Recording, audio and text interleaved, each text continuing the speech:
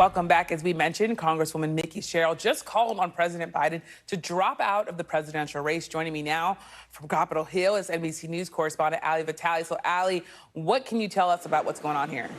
Look, this comes after a morning where it seemed like Democrats were at least going to be in a static waiting point, asking the president to show them that he can be the kind of standard bearer that will give them confidence after that debate a week and a half ago. Now, of course, we're seeing Congresswoman Mikie Sherrill come forward and say that she wants President Biden to step down as the nominee of the party. I'll read to you a part of her statement that just came out in the last few minutes.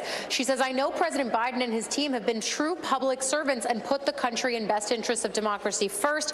And because I know President Biden cares deeply about the future of our country, I'm asking that he declare that he won't run for re-election and will help lead us through a process towards a new nominee."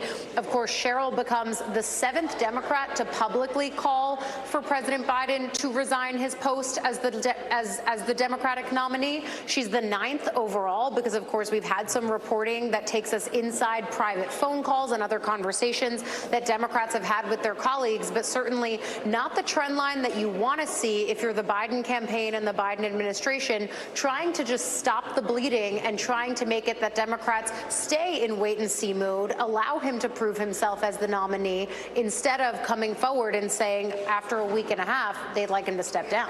Yeah, do you get a sense that maybe the dam is breaking here? I mean, at first it thought that it was looking like maybe President Biden had weathered the worst of the storm here.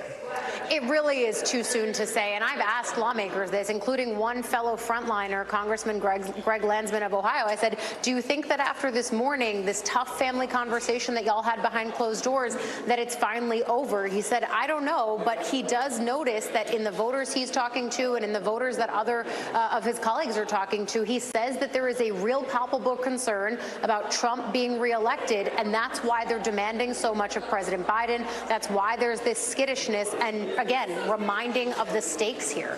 Yeah, well, thank you so much, Vitali, for rushing to the camera with this breaking news as another lawmaker comes out to say for President Biden to step down. So we'll be back tomorrow, but thank you so much, Ali.